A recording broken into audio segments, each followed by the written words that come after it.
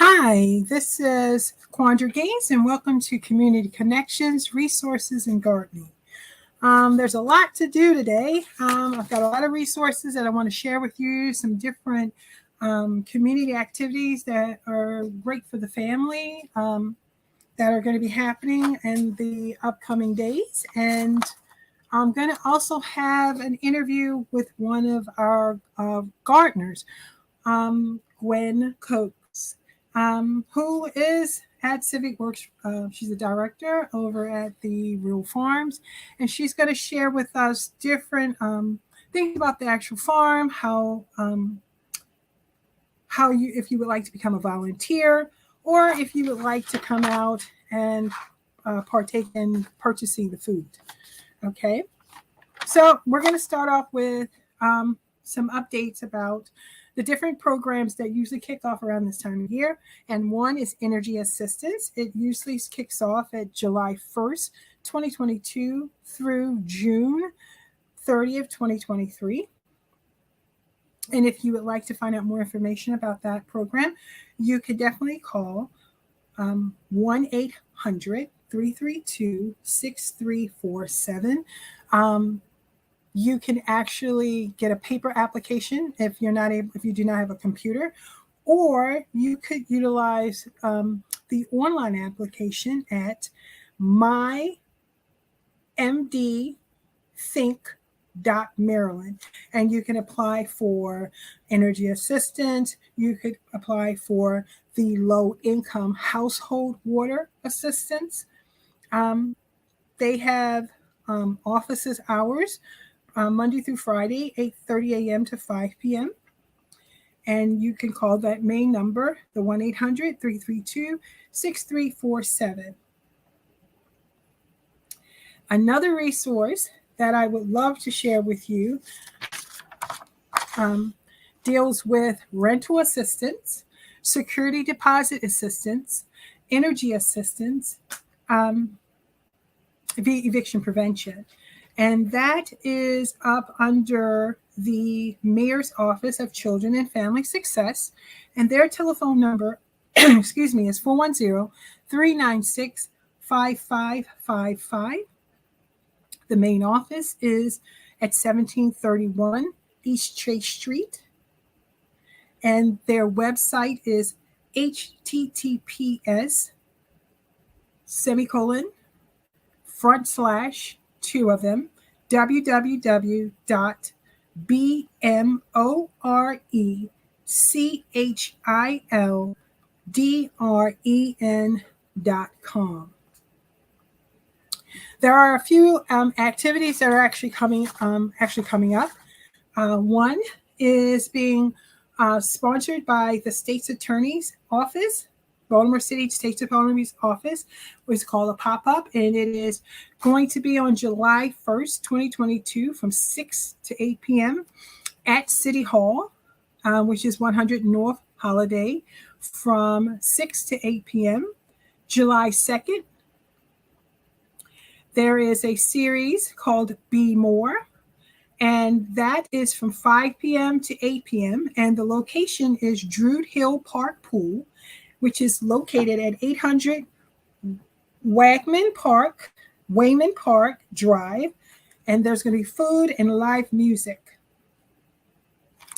There is another pop-up that's going to happen as one of the 10-week series for the Baltimore City Office of State's Attorney. And that one is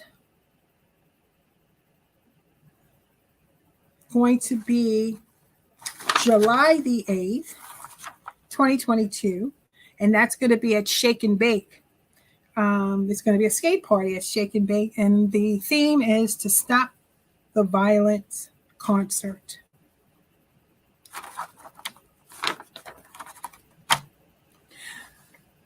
One of the things that we've been over the last couple of weeks is that I've been looking at is why it is very important to garden.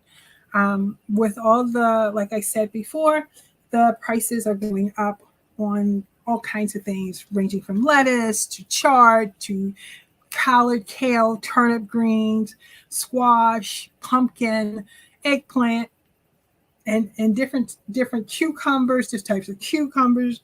And one of the ways that I was that's very important to me is to showcase gardeners who are actually doing it, urban gardening, what it takes to garden, if you have a small space, and also if you have a big space to garden, what the upkeep is, and how to be fruitful in growing vegetables and herbs and flowers in your garden.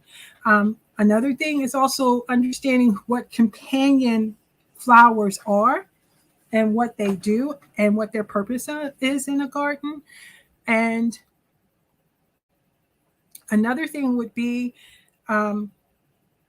making sure that with all that's going on in the world with the overturn of Roe versus Wade, which in my opinion is going to be quite interesting, because it's going to force people to revert to some really unsafe practices.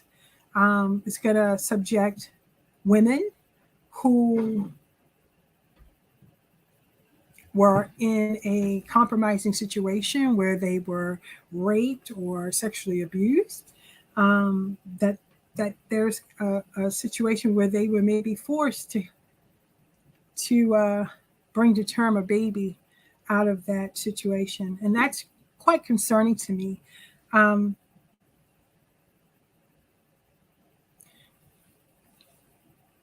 Quite concerning to me because that is basically saying that women do not have control of their bodies. Getting back to a much more lighter note, gardening, as a result of all these things that are going on, it is a mental health. It provides serenity, peace. It allows you as a person to really begin to think out those different things that are going on in society and going on in the world today, and even locally with all the violence and all the different things that are going on with within the political arena, the different things about voting, how important voting is this session, like any other session, the different changes of how some teams, when the last election, there were a group of people that were on one team, and now they've kind of changed the teams, and looking at the dynamics of that, looking at the fact that there are quite a few people that are related to each other that are in the race, and that could be looked at on so many different levels. I try to look at it on a positive note, that there's so much work for people to do, that one person got the other sibling excited to go out and to work into the community.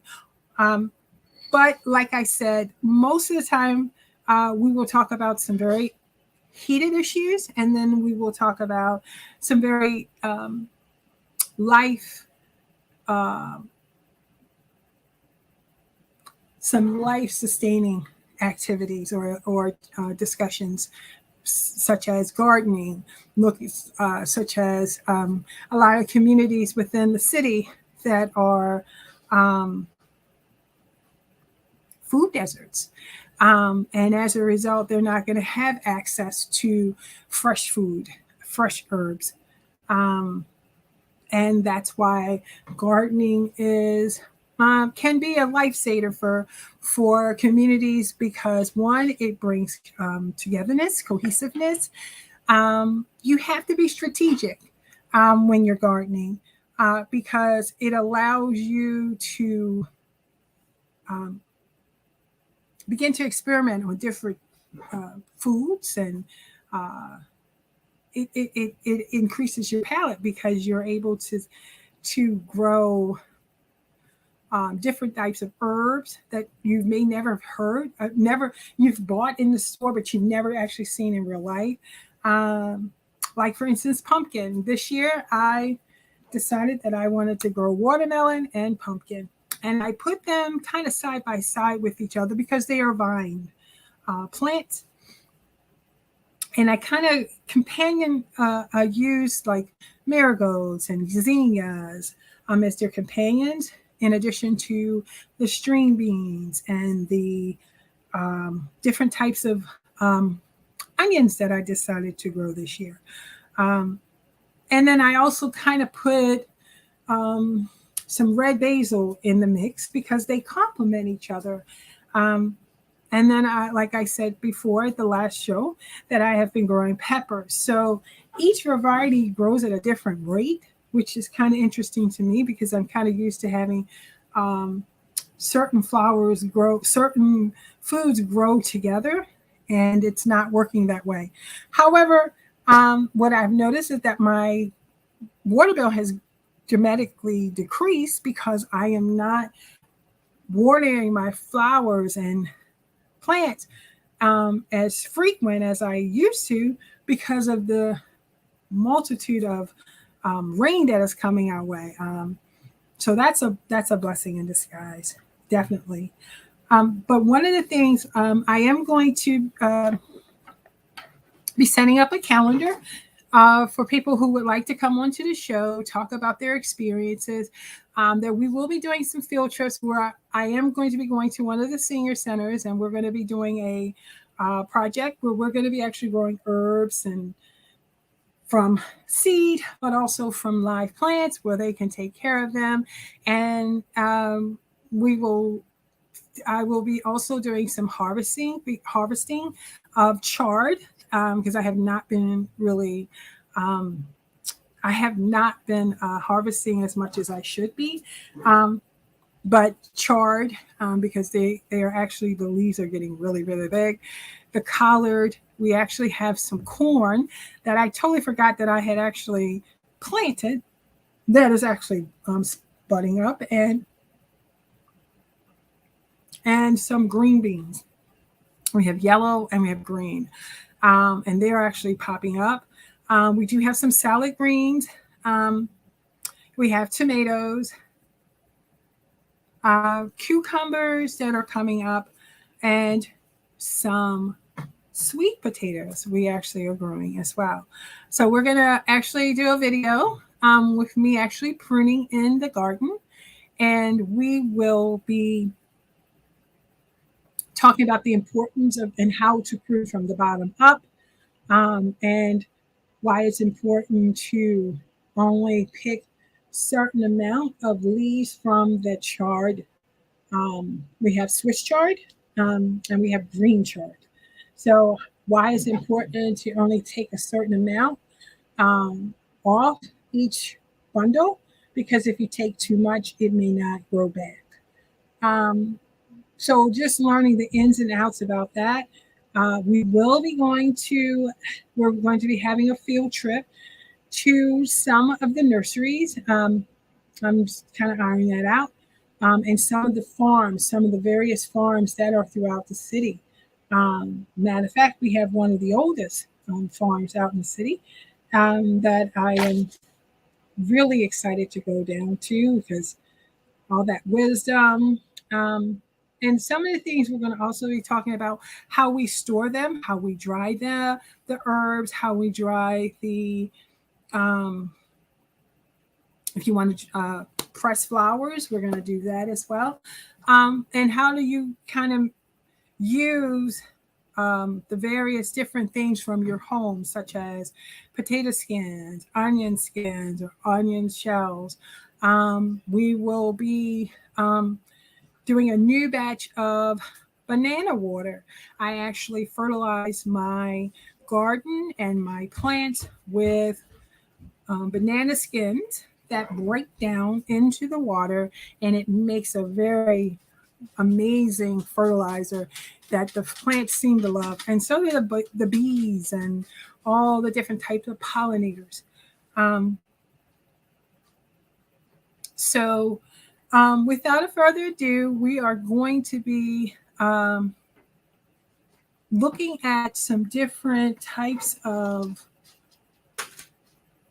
the services that are out here for consumers, for those who are actually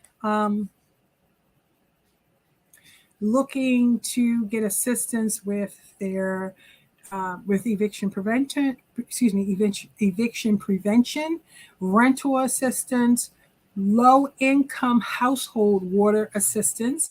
There's another program called Water for All, which is another program that's out here, and the best number to call would be 396 5555. There's a lot of different activities that you can actually go on the site for the Mayor's Office of Children and Family Success. They have a variety of different things for both fathers, for children, for families. I really would, I cannot stress enough for you to become familiar with the various types of programs out here. Plus, there are online applications that you could actually do on site to apply for any one of these programs.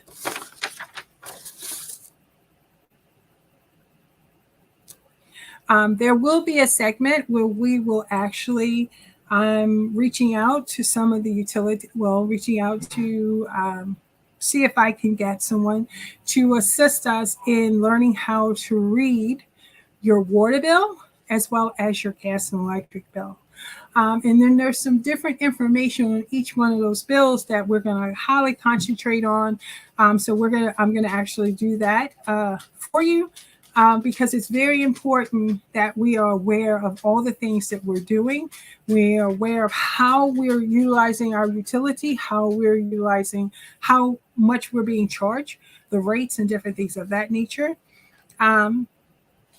We'll also talk about different activities and programs that are going on in Baltimore City, Baltimore County, and Howard County. There is another service that I do stress that all take advantage of, and that is through our quick installs or our energy audit or community solar or even rooftop solar. And you can call 410-929-6139. And that is energy programs. That's under Civic Works Energy Programs. Most of those programs are based on income and the number of people in your home, just like all the other programs. However, I would advise you to reach out to the number so that someone could be one of your energy advisors. And you can begin to take advantage of a lot of these free programs or a lot of these programs that can help you begin to get much needed repairs, much needed weatherization in your home.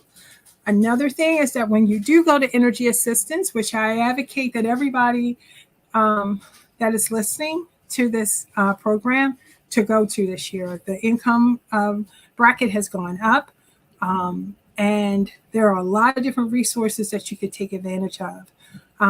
Through that one application, not only would you be applying for the actual grants that you're qualified for, but there's also questions on that application that may ask you, are you interested in getting a comprehensive energy audit?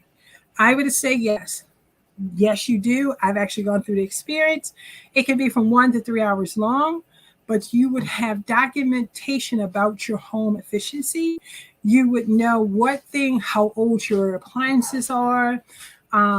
You would learn where your supply and return vending systems coming, where you have your supply and returns, how efficient and effective your furnace is, how efficient and effective your water heater is, how efficient and effective your central air unit is, how old it is, what the warranty, what the age limitations are. I mean, sometimes we have homeowners that are living in homes with the same exact appliances that they actually moved in.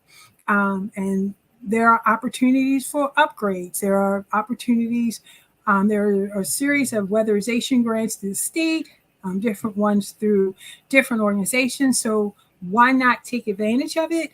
The only thing you have to do is fill out a link that we could definitely send to you, and you would actually get firsthand knowledge of a certified installer for the quick installs or a certified auditor who can walk you through that process.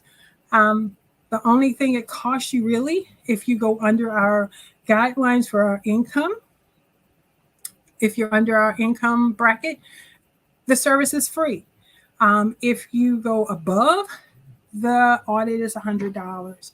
But these opportunities are available to anyone that lives in Baltimore City, Baltimore County, Howard County, and Harford County. Another program that's going to be kicking off will deal with rooftop solar for the city, residents only. And I will keep you up to date with that information as soon as it is available to launch. Another opportunity that you can take advantage of is the Fuel Fund of Maryland.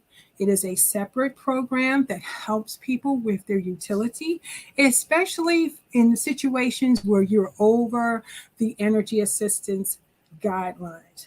I don't want people to feel like they do not have any place to go, because if you fall over that income, Fuel Fund of Maryland is the place to go. They will help you with your BGE bill. However, you will have to pay a portion, but they'll equate that with you. And that team over there is phenomenal. They are amazing. They are centered towards people, and they are community conscious. They will meet you where you are. They speak directly to you in a warm and compassionate way. And their telephone number is 410-235-9080.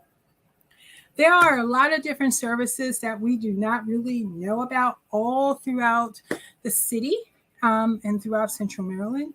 Another resource that I use, and I usually advocate my clients to use, is the 211.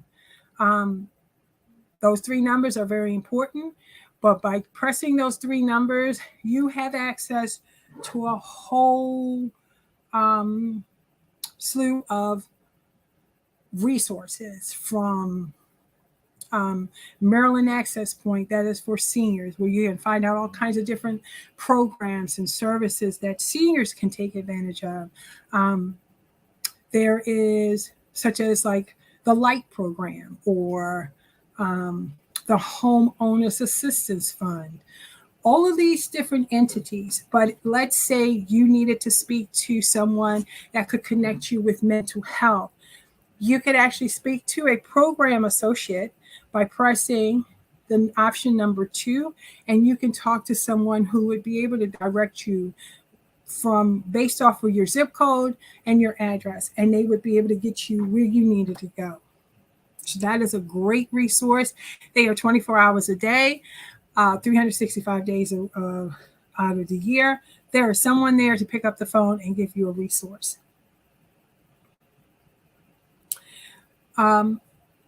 There are a series of different other resources that I have been fortunate to have volunteered at, worked with, and all, or to even be in the process of being able to assist clients or customers through those various processes, especially for those who are homeless. You can actually go through the Mayor's Office of Children and Family Success, and they have a series of different things about the Office of Homeless Services, which can connect you with different things. But one of the major things that I advocate for people to do is to know everything that is around you. Because not only will it help you, but it'll help you help someone else get through those doors. So one of the things,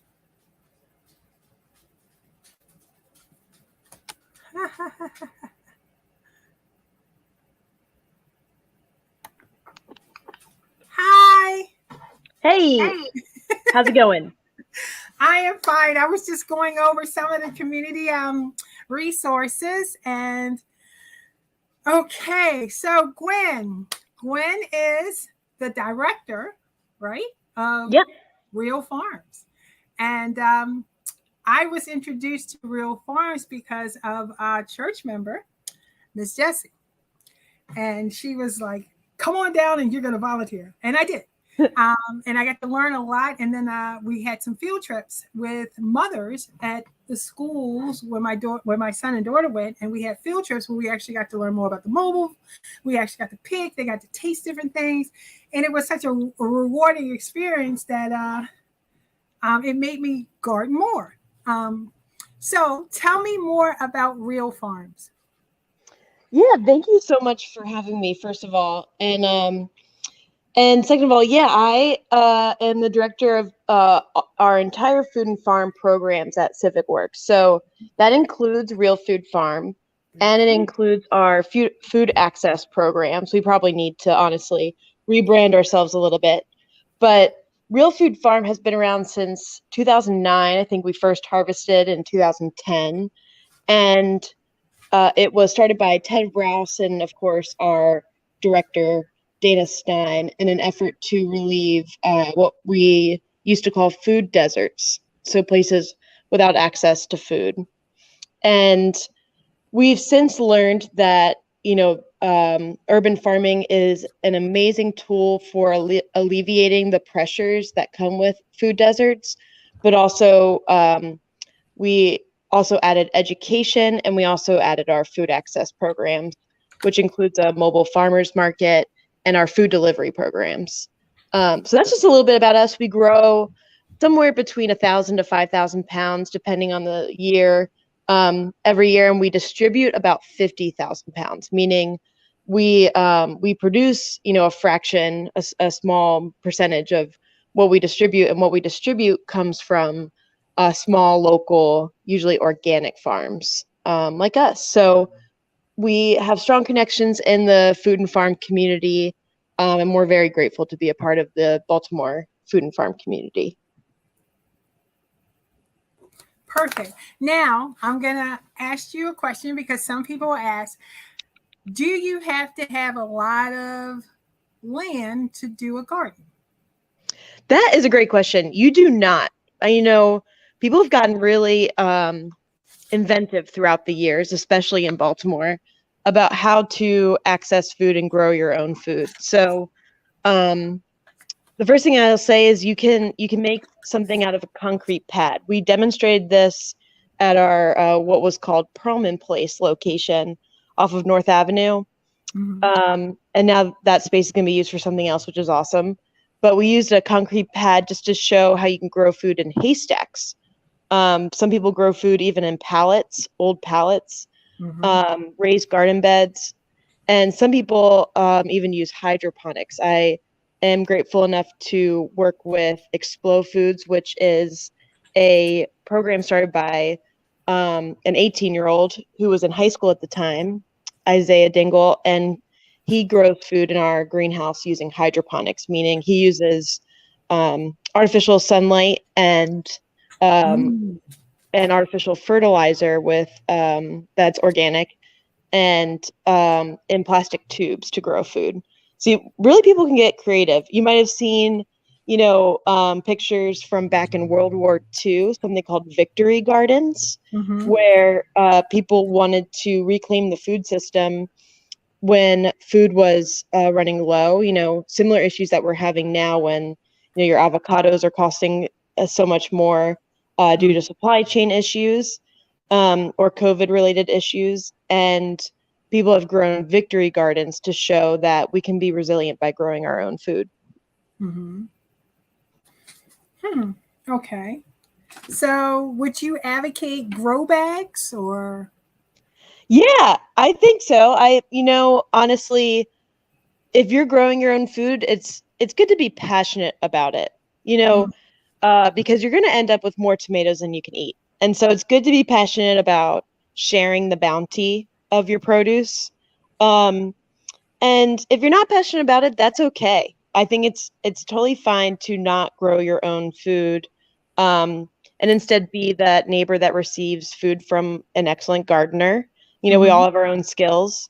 And if you need grow bags to grow your food, go for it. Mhm. Okay. So so I know that there's only two people in my area, and I'm in Parkside, that are actually have two gardens. That actually have two gardens. Um, Last year, I was a little adventurous, and I grew three different types of tomatoes. Awesome. And they went crazy. Um, and squash and zucchini. So what I was doing is that all of my senior clients, I was just like, if you can come get it, you can have it. And Right. Eggplants and different things like that, because I learned how to cook different things. I thought I knew how to cook everything, but I learned some things from them, how to cook, how to do different things. Like I did not know that you could make zucchini bread. I tried it, and mine was really, really wet. And I couldn't understand. I'm like, but I'm actually doing it. She's like, no, you have to use sea salt. And I'm like, but I was using salt. She's like, no, sea salt. So I did it. Right. And I had some of the best zucchini bread out here. I was like, oh my goodness, why didn't I know this? Awesome. I love that. So it was nice for me because I was able to learn how to can, but also learn how to make my own sauce. But then I was sharing, and it just seemed like the more I shared, the more it came. And so I was like, okay. But then I got to learn different things. Like I had three different types of cucumbers, two that were only for pickling, but I didn't read the directions, of course. I kept wondering why these were like prickling. Right. Chicago type, and it was another one. Now they made the best pickles. But it was interesting to kind of tell them, well, you have to do it this way. And some were using peppers, like some made like a hot pickle with different types of peppers. It was nice. Now this year, I decided I want to do pumpkin and watermelon, chard and collard. I actually experimented with corn to see if it would work, and I have four stalks. That's awesome. I'm doing a different type of eggplant. I cannot remember what it was. I did okra. Cool. And I have sweet potatoes, different types of herbs, like 12 different types of peppers because we like hot food, and lettuce. Awesome. Lettuce. Because lettuce is very expensive, and I like the multi, like the different, like what is it called? The tricolored. Oh yeah, the red leaf. Yes, they're expensive. Red basil, expensive. I know, right? Or a lot of herbs, are surprisingly expensive. The Greek and the Italian are expensive. So I was like, anything that is expensive. But I also have learned to use seeds. So I will grow from, sometimes I will pick up something if I've never done it before. I'll see it and I'll see how it grows and I'll get the seeds. But like with sunflowers, I grew my first year here. I haven't grown anything else. The seeds come up every year. They just come up. So I get these big old, that's awesome, different colors, sunflowers. Did not realize that they came in different varieties until almost overtook my house. But yeah, so cantaloupe. Did not know you should grow it in Baltimore City. And I don't have problems with rodents. I don't have any problems with any rodents. I may see an occasional raccoon, but I kind of learned the secret of the coyote granulate pebbles or whatever that you can soak. Or I have my own concoction of hot pepper, hot sauce, old rag, and like vinegar, and it just stinks. And they do not work here. I did see my first gardener snake this year. Spooky? No, not at all. They are harmless. I but know, right? they're A lot harmless. of our trainees, our AmeriCorps members, they do get spooked by the snakes around, but they are harmless. They're harmless. However, now if you go further up towards like in Frankfurt, my a good friend of mine, she saw a rat snake. So Oh, yeah, so that was kind of because she has one part that has kind of like been taken over, not like sorry, taken over, but she's actually seeing traffic, and those snakes are like right there. So she's got a whole family of rat snakes that are, I guess, taking care of the rats as they're coming into that little area. right. But she actually grew a farm. She actually grew a garden for her deer and her raccoons so that they wouldn't Oh destroy my her. God. Oh my God. I love that. That's good pest management, integrated pest management. Yeah. But other Sometimes than just that, accepting what you have. so what? How can a person volunteer? Great question. So you can always sign up on our website if you're just kind of interested in the general ins and outs of both Real Food Farm and our community lot team. So community lot team builds gardens all throughout the city with community leaders. And if you're looking for a garden in your area, you can contact us and go to civicworks.com. And then you can also contact Becca Lee. She's our volunteer coordinator and conservation programs coordinator. And that's B as in Becca, Lee, Lee, at civicworks.com. Okay. And we also have a lot of our customers happen to be older adults, and we really thrive working with older adults because they give us so much knowledge and history. And a lot of our older adults in Baltimore are from the South, as you probably know, Quandra. And those older adults really know exactly how to grow things. They've seen collards grow their whole lives and can tell us a trick or two. And so we have a few older adult volunteers who grow food in our wheelchair accessible raised garden beds. They are high enough off the ground so you don't have to bend over, but also like low enough for someone in a wheelchair to access. And they're wide enough. They're kind of like a U shape, a square U for people to easily garden with us.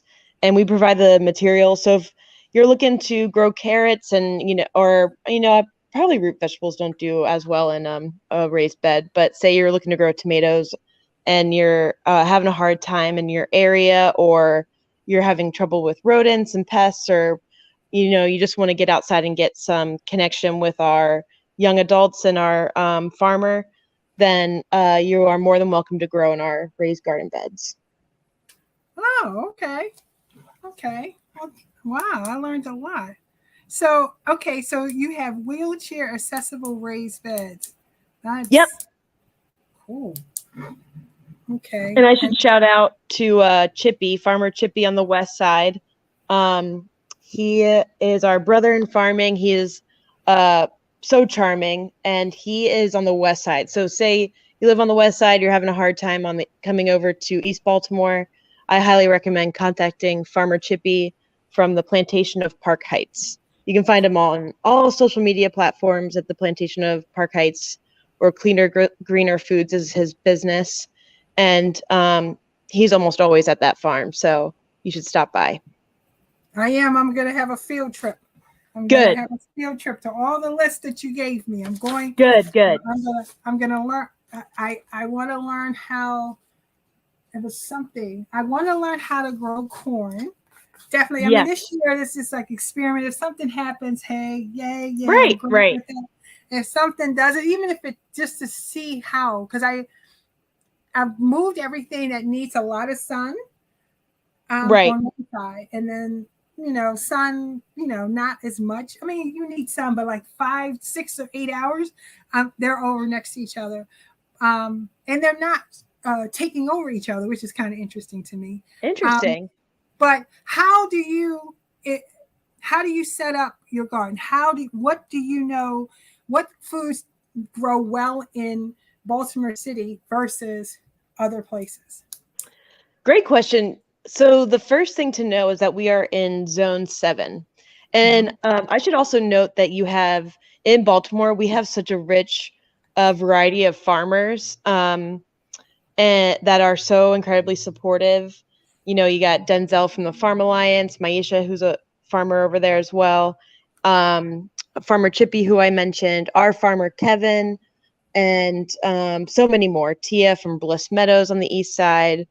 And then you also have Neith Little. She's our extension agent, meaning Mhm. at University of Maryland, she is our go-to contact. If, say, I have too much magnesium in my soil, I can say, hey, Neith, how do I manage this magnesium after my soil Mhm. test? Or can I get a soil test? So she's your go-to contact. And then, so the first thing to note is that we are in zone 7. So it's Mhm. helpful to look up zone 7 fruits and veggies. And again, exactly like you were saying, Quandra, is to experiment and know in your first few years and beyond, as a farmer, especially as an urban farmer, things are going to get weird. The weather's going to get stranger as Mhm. climate change continues onward. And 2018 was our rainiest season. We lost a ton of crops, and there's not much you can really do about that. But all that is to say, to experiment and try new things. And we are lucky enough to have hoop houses, which are basically like greenhouses, but they're not powered by anything except for the sun.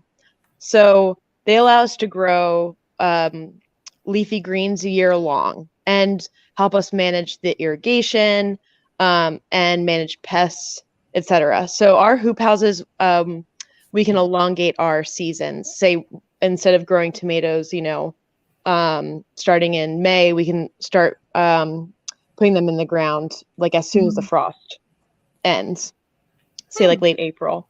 And that's because of our hoop houses.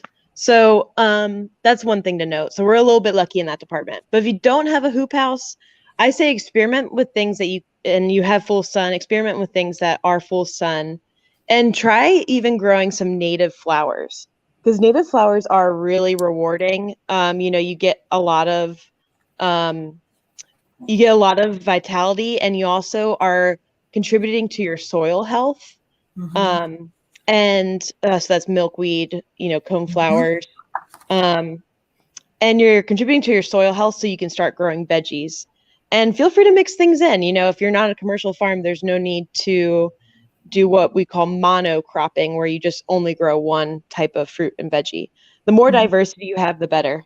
I mean, I guess that's true for anything in life, but Well, if you diversify your crops and your flowers, you invite pollinators. Um, and always check your seed packet.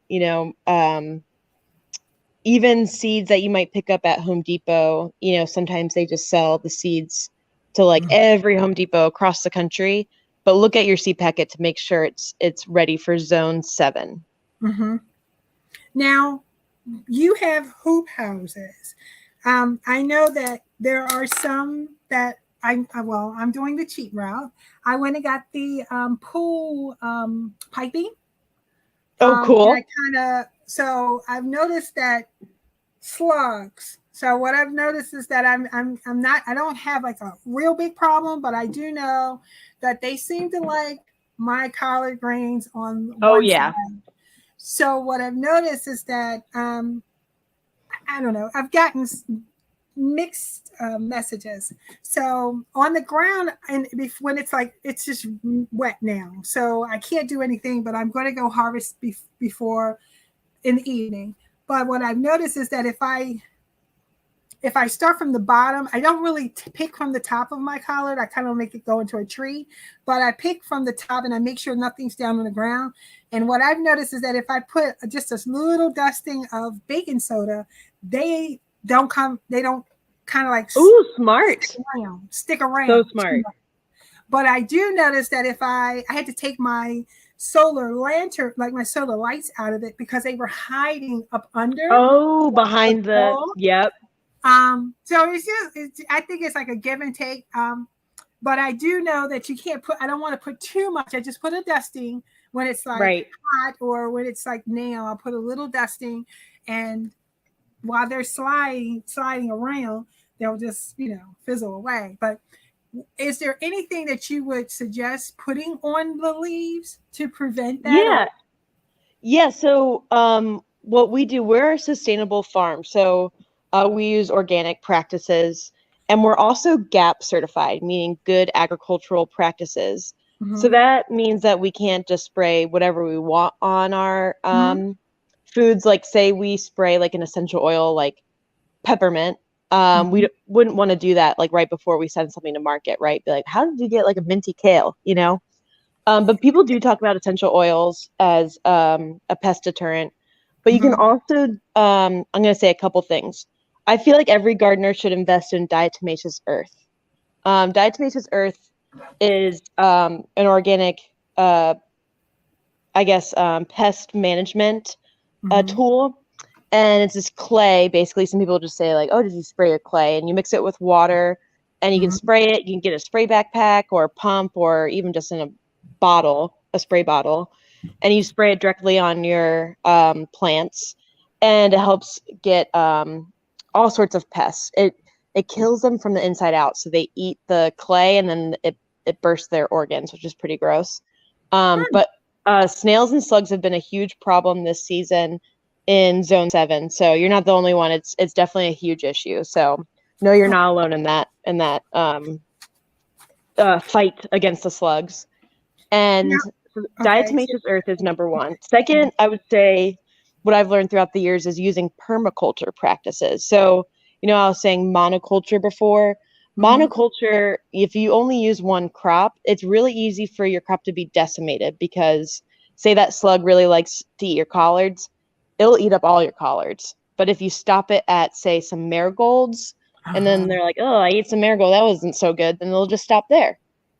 So as you diversify your crops and work in a permaculture, so permaculture mostly just means you're working with nature to Mm-hmm. allow nature to thrive Mm-hmm. and to do your bidding is one way to put it. So you diversify your crops, you manage your soil health well, and you invite pollinators in Mm-hmm. and work with the nature that surrounds you and use compost to allow your crops to thrive. And that really does help with pest management.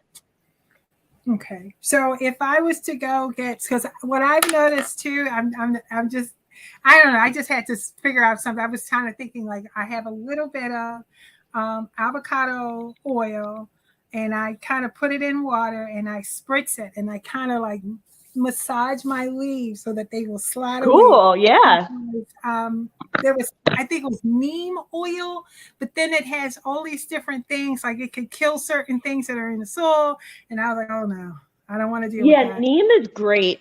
Again, you don't want to spray like right before a harvest, but Okay. neem it does do an excellent job. Same with houseplants. It helps with houseplants as well. Mm-hmm. I would say I should also say as a responsible farmer, before you go ahead and do any of these things, you should always have a soil test done. Mm-hmm. Especially working in the city, because you never know what your land, I mean, maybe you do, you know what your land was used for before you start digging. But it can be a bit cumbersome, but we use University of Delaware soil tests. They're not too expensive. They Mm-hmm. give you your results pretty quickly, and you can label your soil test to be like my cucumber patch, my pumpkin patch, etc. So you know exactly where you're testing. But you should Oh. always do a soil test beforehand because, why waste your money on a certain type of fertilizer when you already have plenty of that type of metal or nutrient in your soil already? So what I did, so I didn't even do all that. I didn't do that. I dug up everything. Well, I had clay. I had Oh, like yep. clay. Uh, and I kind of like played around. I kept the clay. I just took like big chunks of it, and I said, "Look," and I kind of worked uh, topsoil, and I was using what is the other one? The fluffy. What's it? Peat Pear. moss. Yes, I used that. I used garden soil, and I had. I didn't want to have a compost bin at that time. I just put all my potato skins and all the stuff under it, and I just kept working it, and then I'm like, Beautiful. I'm in love with Ron Finley. If I could marry this man, I would be in heaven. However, he was just like, just keep growing. So I would put the stuff under. So they had all the nutrients they had under them. And I was scared at first because I was like, oh my goodness, we don't have like a rodent population at all. It's like we have all these different, you can get fined all kinds of things. Use your trash cans. Right. Yes. So we don't have that problem. Plus we have a cat lady up the street. So we have multitudes of that cats. helps. And we have bird sanctuaries. We have all types of birds. So it's just like, okay. So my most important thing, milkweed, was my first thing that I planted because Beautiful. I love butterflies. I love looking at the different types, different sizes of wasps, all kinds of different types of bees. So I have those seeds for butterflies, bees rescue, all that good stuff. So I did that, but I kept the clay. So I kept putting the clay in and I would mix it. And then finally, I grew a bunch of stuff. And then with the, leftovers of the zucchini, which was kind of interesting that it was something eating it and it was make it smell. So I didn't know what it was, but it was like rotting it. And it was like the slugs. It was caterpillars. Gross. Yeah, but I didn't know all that. So I left it, I let it dry, and I threw it in clay, the leftover clay, in a bin, and I just let it die. It just died and kept putting stuff in there. And now everything is broken down because I use worm castings and I just keep cool. So, and then my dirt now is it's beautiful. I can grow anything in that thing. So I just kind of played it by ear because I had to know where to dig in my yard because there's gas lines. Oh, yep. You gotta be careful. I actually had Miscellaneous Utility come out and they were just like, you want to do what? I was like, I'm going to be gardening and I need to know, give me my lines. Right. And You got to call Miss Utility. Where my gas lines were, where my water lines were. And I said, I want to have the privacy to do what I want to do. And I got a fence. So my cucumber can go up and along my fence. Beautiful. So it's been interesting, but one of the things I really want to highlight is all the different things that are going on in Baltimore City. No matter where you are, I wanted people to know what farms are near them. And like when you told me about Chippy and how he's in Northwest, and just kind of have that kind of where if they wanted to volunteer, it's not that far from their home. And then they can grow and fall in love with gardening. It's a peaceful thing. It's a great mental health balancer, at least for me. Absolutely. But then you get to play a part. I mean, we play a small part and nature takes over everything else, but it's that small part where and it's a lot of work because when those weeds start coming in, you have to take your time and get it out. Right. Exactly. It's fulfilling. So I enjoy the fact that you came on such a short notice. But of course, we learned a lot of things. But what is the best number to call if they want to volunteer? That's a great question. 410-366-8533. And that's the Civic Works main phone number. Okay. And Miss Sharon will answer your call.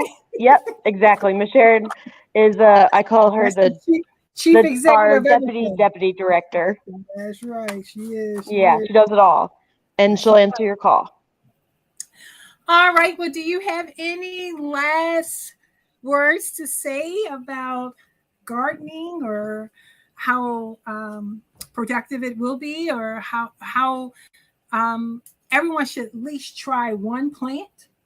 Yeah, I highly recommend that. And I really appreciate your passion for urban farming and to support your local farmer. Perfect. Well, thank you, Gwen. Thank you, Quandra. I appreciate it. You're welcome. So honored to be with you here. Thank you so much. You're welcome. And thank you for joining us with Community Connections, Resources, and Gardening. This is Quandra Gaines. It has been a pleasure. Goodbye. Bye.